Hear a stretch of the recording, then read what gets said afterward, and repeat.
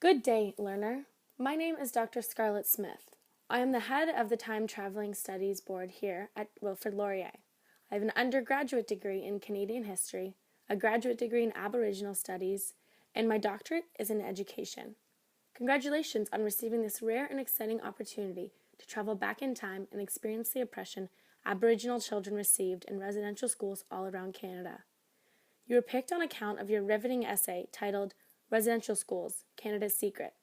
Some of the points you made in your essay, specifically your point about how on June 11, 2008, Canada's 22nd Prime Minister, Stephen Harper, on behalf of the Government of Canada, delivered a formal apology in the House of Commons to former students, their families, and communities for Canada's role in the operation of the residential schools and the cruelty put upon them, were the pillars of the decision made by the Time Traveler Studies Board to choose you as our next pupil. To apologize to Aboriginal peoples for the role the Government of Canada played in the Indian residential schools. To the approximately 80,000 living former students and all family members and communities, the Government of Canada now recognizes that it was wrong to forcibly remove children from their homes, and we apologize for having done this. We now recognize that it was wrong to separate children from rich and vibrant cultures and traditions, that it created a void in many lives and communities, and we apologize for having done this. We now recognize that in separating children from their families, we undermine the ability of many to adequately parent their own children and sow the seeds for generations to follow. And we apologize for having done this. We now recognize that far too often these institutions gave rise to abuse or neglect and were inadequately controlled. And we apologize for failing to protect you. Not only did you suffer these abuses as children, but as you became parents, you were powerless to protect your own children from suffering the same experience. And for this, I hope you are as excited as I was my first time traveling. It was 1763. King George III was establishing the constitutional foundations of Canada after France withdrew its power over North America. This was the subject of my graduate thesis paper. Though using time traveling to study past events and get a clear, unbiased perspective on them is not a very new type of education, it is a very important one, as we are always open to studying and searching for more and more events any time in the past. So I guess what you're thinking now is, how does it work? Well, considering I was not a science or engineering major, I can't answer that question. But hopefully I can answer a few of your questions, such as, what's time travel like? What you should do to avoid being detected, and how to get around safely without trouble. But first, a little information on what you're going to encounter and what to look out for.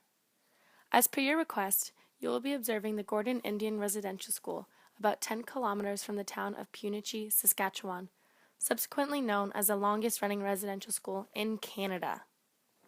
Gordon's was originally a day school on the Gordon's Reserve, created by the Anglican Church of Canada under the supervision of the federal government in 1876. The government's policy was to, quote, take the Indian out of the boys and girls so they could join mainstream society. They did this by cutting their hair short, giving them school uniforms, and banning them from speaking any language but English. In 1888, Gordon's was expanded to be able to provide housing to students. In 1921, the school suffered a major fire.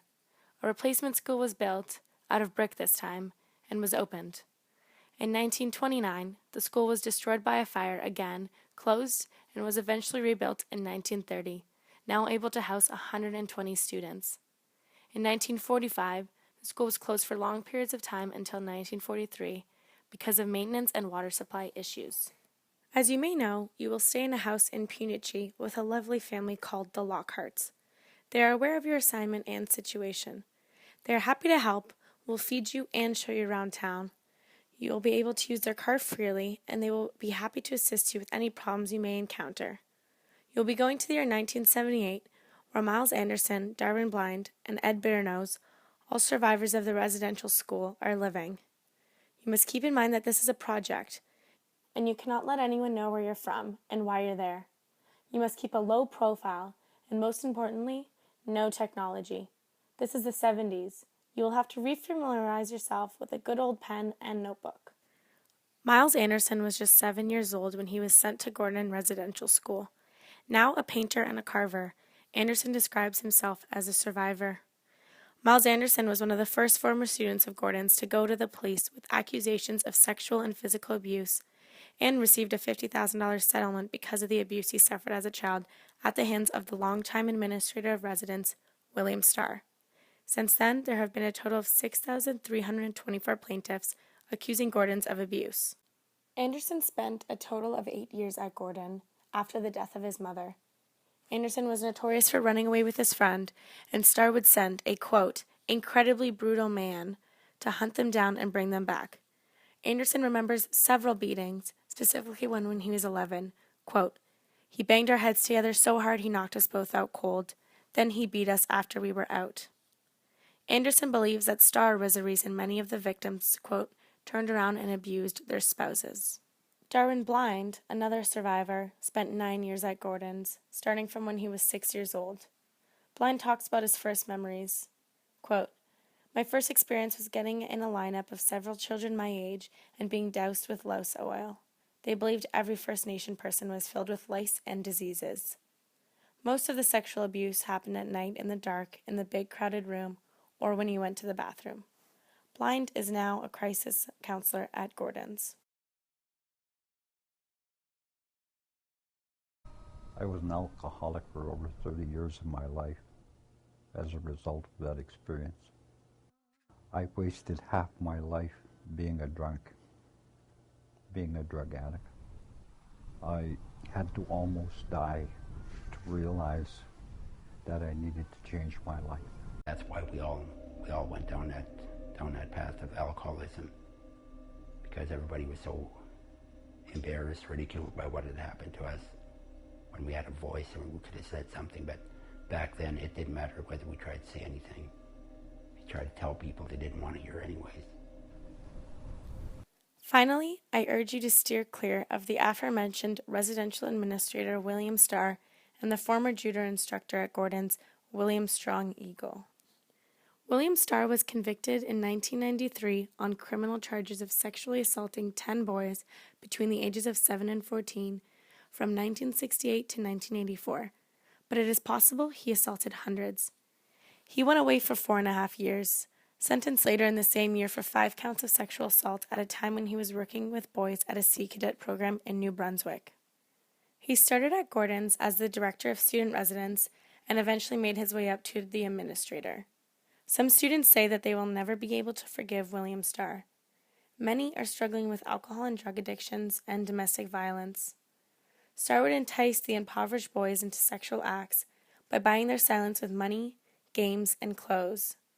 In total, there was approximately 230 Gordon School plaintiffs who received a federal settlement, between $25,000 and $150,000, that had all been abused by William Starr.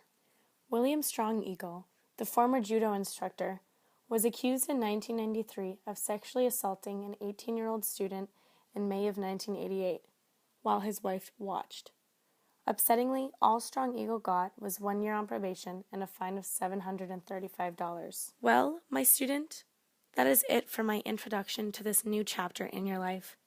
I know you will succeed in your research, and I have faith that you will conduct yourself in a responsible and respectable manner. I hope you will make our school and this program proud. Onwards.